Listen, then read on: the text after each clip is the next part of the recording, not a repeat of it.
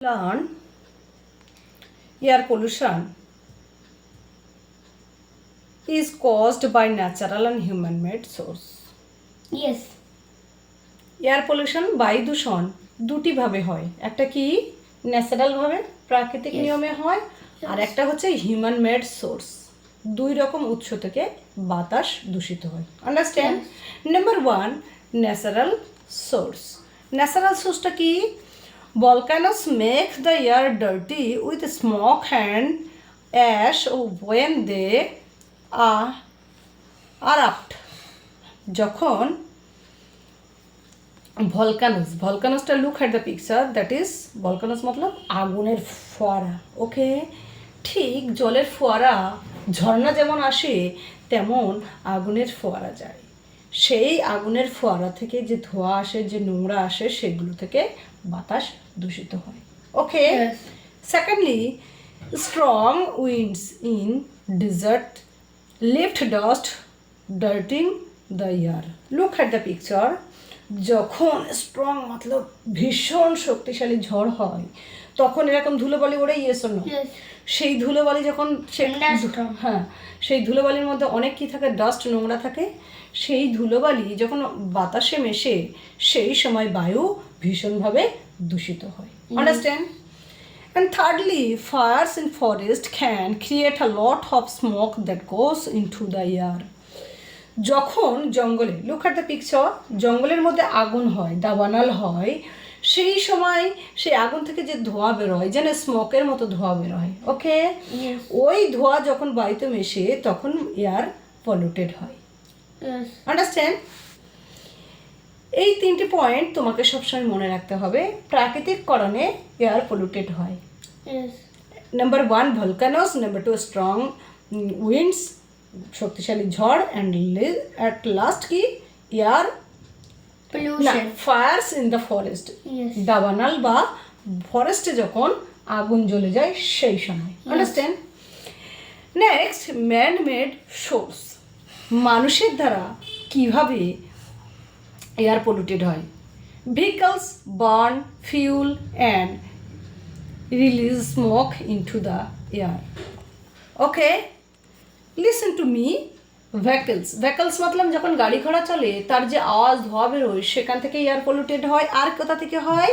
Fuel, হ্যাঁ, ওই যে তেলের গন্ধ, গাড়ি চলাচলতি হলে সেখান থেকে যে আওয়াজ বা তেলের গন্ধ আসে সেই সমস্ত বাতাসে মিশে বাতাস দূষিত হয়। অ্যান্ড স্মোক করার ফলে যে ধোঁয়া ওঠে সেখান থেকেও বাতাস দূষিত হয়। Understand?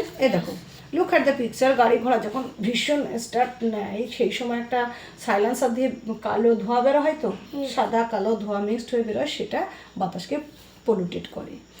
Burning trash instead of disposing it of properly makes the air smoky and dirty. Burning trash, look at the picture.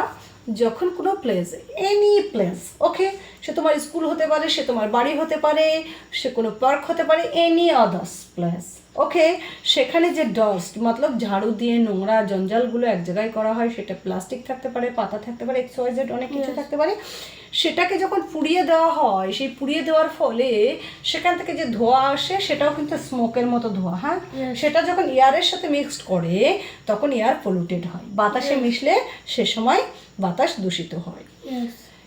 Factories make things that we use. Factory থেকে, লুক অ্যাট দ্য পিকচার, এই factory থেকে অনেক জিনিস তৈরি হয় যেটা আমরা use করি। বাট এই ফ্যাক্টরিতে যখন এই ধোঁয়া ওড়ে, এই ধোঁয়া যখন বাতাসে মেশে তখন এয়ার পলিউটেড হয়। Understand? They release smoke and other harmful gas into the air. এই ফ্যাক্টরি থেকে দূরে থাকে বলে আমাদের কিচ্ছু হয় না, আমরা হয়তো বুঝতে পারি না, কিন্তু যে এরিয়াতে ফ্যাক্টরি থাকে সেখানে স্মোক মতলব ওই ধোঁয়া, স্মোক করার পরে যেমন ধোঁয়া আসে ঠিক তেমন ফ্যাক্টরি থেকে হার্মফুল গ্যাস, বিভিন্ন ক্ষতিকারক গ্যাস ওই ধোঁয়ার সাথে বাতাসের সাথে এসে, ধোঁয়া হয়ে বাতাসের সাথে এসে মেশে যেখান থেকে বাতাস দূষণ হয়, এয়ার পলিউটেড হয়। আন্ডারস্ট্যান্ড? পলিউটেড মতলব দূষণ, এয়ার মানে বাতাস। এইভাবে মানুষের দ্বারা এয়ার পলিউটেড হয়। হিউম্যান মেড সোর্স মতলব মানুষ এই তিনটি প্রসিডিওরের মধ্যে দ্বারা বাতাসটাকে দূষণ করে। Okay, listen to me, health effects of air pollution. Air পলিউশনের ফলে আমাদের শারীরিক কি প্রবলেম হয়? শারীরিক প্রবলেম হয় কি? আই ইরিটেশন, আমাদের চোখ পিটপিট করে, চোখ মেলতে পারি না, চোখের একাধিক সমস্যা হয়। আর কি রেনি নোজ, মতলব নাক দিয়ে অনার্কল কি হয়ে থাকে? রক্ত নয়, সর্দি বার হতে থাকে। ওকে, আর কি হয়? শর্টনেস অফ ব্রেথ, আমাদের ফুসফুসে একাধিক সমস্যা হতে পারে যেখানে আমাদের শ্বাস প্রশ্বাসে কষ্ট হয়। ওকে, এয়ার পলিউশনের ফলে। অ্যাট লাস্ট কফিং, আমাদের সর্দি হয়, এটা নোস, আর ফুসফুসে আমাদের গলাতে কি সমস্যা? কাশি হয়। এয়ার পলিউটেড হলে আমাদের জোরে জোরে কাশি। হ্যাঁ, এই 4 ধরনের সমস্যা মেনলি আমাদের হয়ে থাকে। Understand? Yes. Bye for now. Meet you next time, next video. বন্ধুরা, যদি ভালো লাগে আইনশোনার এই এডুকেশনাল ভিডিওগুলি অবশ্যই লাইক দিয়ে, কমেন্ট দিয়ে পাশে থাকবেন এবং শেয়ার দিয়ে নতুন নতুন বন্ধুদের দেখার সুযোগ করে দেবেন। ইয়েস।